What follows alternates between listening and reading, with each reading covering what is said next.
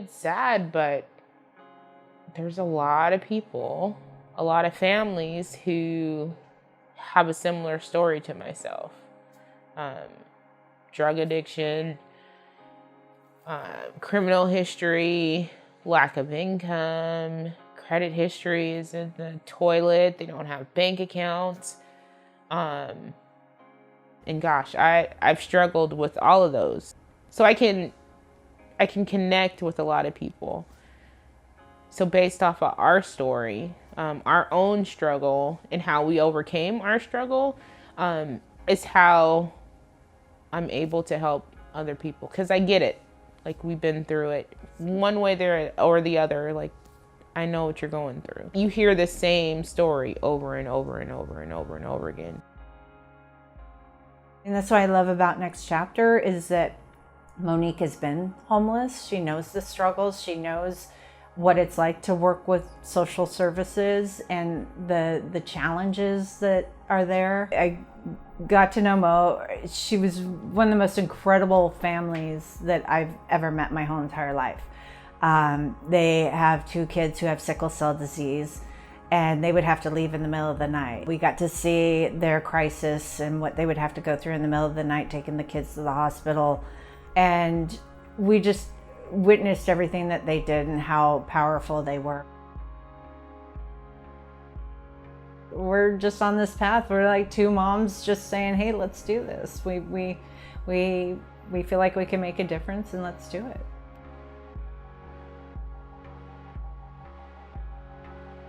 We talked about, well, what if we started our own nonprofit? How would it be different? How could we change the world?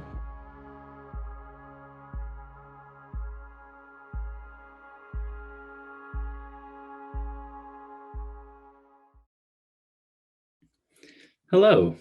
Thank you for tuning in to this pre-recorded presentation on my Capstone project.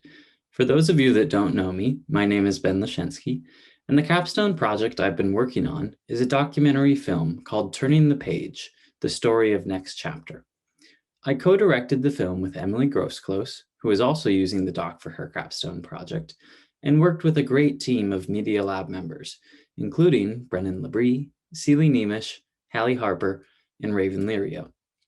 The video clip you just watched is the trailer to the doc, and as it previews, the film focuses on homelessness in Tacoma and the story of Next Chapter, a nonprofit helping single mothers and their families. The film required our whole team to complete a wide range of communication-related tasks, many of which I learned or practiced in my comm courses while at PLU. This presentation will discuss the following things. First, I'll talk about all of the different steps we needed to take in order to create the documentary.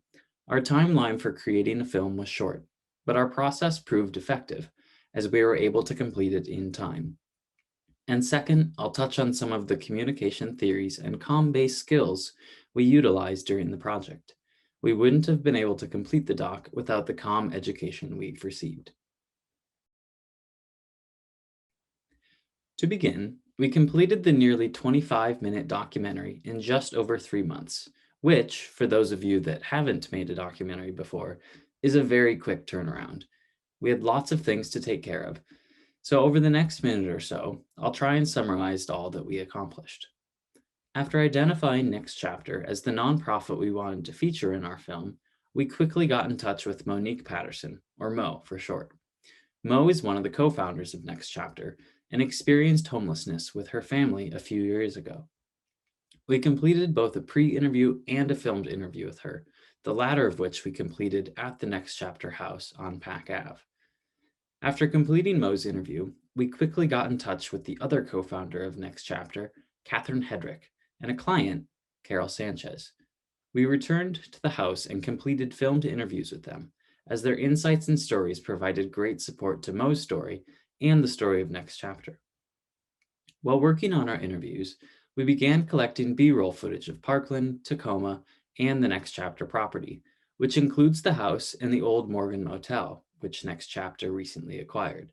We were lucky enough to collect footage of a big cleanup day at the motel at the end of March as well. After completing our interviews, we put them through a transcription program and began the storyboarding process. Because we had physical copies of the interview text, we were able to cut out quotes we liked and physically arrange them on a corkboard. Fortunately, we were able to meet in person for this process, which saved us a lot of time trying to do it virtually. We ultimately decided the film should focus on Mo's inspiring story and the impact Next Chapter is having on local families, and built a three-part structure during the storyboard to support this narrative. As we finalized the storyboard, Emily and Hallie, our two primary editors, put the selected clips into a Premiere Pro timeline, and we gradually added B-roll footage to complement the quotes until we had what we liked. We also added narrative cards during this stage of editing, as they help fill in the gaps of the story and provide background information. After we had a rough cut of the film done, we started cutting it down and cleaning up the story so that only the best quotes remained. We received feedback from a number of sources during this phase and ultimately cut the doc down 10 minutes so that it was just under 25 minutes total. Some of the suggestions we incorporated included removing shots of homeless tents and adding a soundtrack, both of which we implemented in the final week before the premiere. The final steps of the process included fine-tuning the audio, color correcting the video footage, and adding the credits. These steps didn't take long, and the documentary was done in time for our May 13th virtual premiere. We premiered the film over a YouTube livestream, and both Mo and Catherine joined us for a question and answer panel. All in all, the event went well. So all of the things I just listed, interviewing, filming, storyboarding, editing, were things that I learned through various communication courses I took while at PLU. Admittedly, I needed to go back through my notes to remember what classes or professors taught me these skills, but it was a great exercise in reflecting on all I've learned at PLU. I'd also add that my experience at Duke University's Center for Documentary Studies really helped me out during the creation of Turning the Page. During the interviewing phase, we utilized various techniques and theories I learned about while in Dr. Eckstein's Communication Inquiry class. In his course, we learned about the different types of interviews, for example, structured versus unstructured, types of questions, which could include open-ended questions, probing questions, or the ones you want to avoid, double-barreled questions, and the justifications we needed to keep in mind, which are basically the who, what, where, when, and whys of the interview. All of these played a role in our questions for Mo, Catherine, and Carol. And while each interview was different in its length and its content, it was great to have had previous experience conducting a formal interview during Dr. Eckstein's class. During the filming portion of our process, we used a number of filming techniques from Dr. Hoyt's teaching in both Intro to Media Studies and Media Lab. In these two courses, she taught us about the different psychological impacts camera movement, framing, and scene lighting can have on an audience, as well as practical skills for using a camera.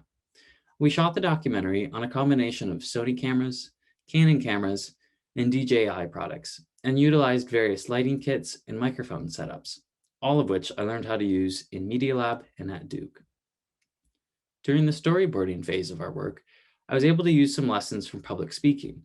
Now you may be asking yourself, how does public speaking play into storyboarding?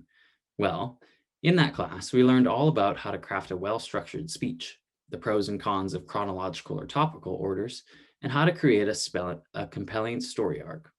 And we used these lessons when crafting our storyboard, and it definitely helped us organize all of our quotes, narrative cards, and sections. We chose to tell the story chronologically, as it made the most sense to share Mo's story first, before transitioning into the creation of Next Chapter and the impact they're having on people like Carol. So, to wrap things up, working on the documentary has been an incredible experience, and I'm grateful for the opportunity to have shared Next Chapter's story. As I've shared in this presentation, we went through a brief yet packed 3 months of creating the documentary, and we used numerous communication skills, theories, and techniques along the way. Because of all that went into the doc, Capstone truly was a culminating project for my communication career. And so to end, I want to end with a quote that Mo shared. At one point, she says, "We focus on their past to fix their future," when talking about the clients Next Chapter serves. So while I haven't dealt with the trauma or the difficulties that clients of Next Chapter have, I really appreciate her idea of looking back in order to improve the future. And working on this documentary has kind of been that for me. I've looked back and reflected on all PLU has taught me, and then applied those lessons into a project that will bring me into the future. Thank you for listening to this virtual presentation.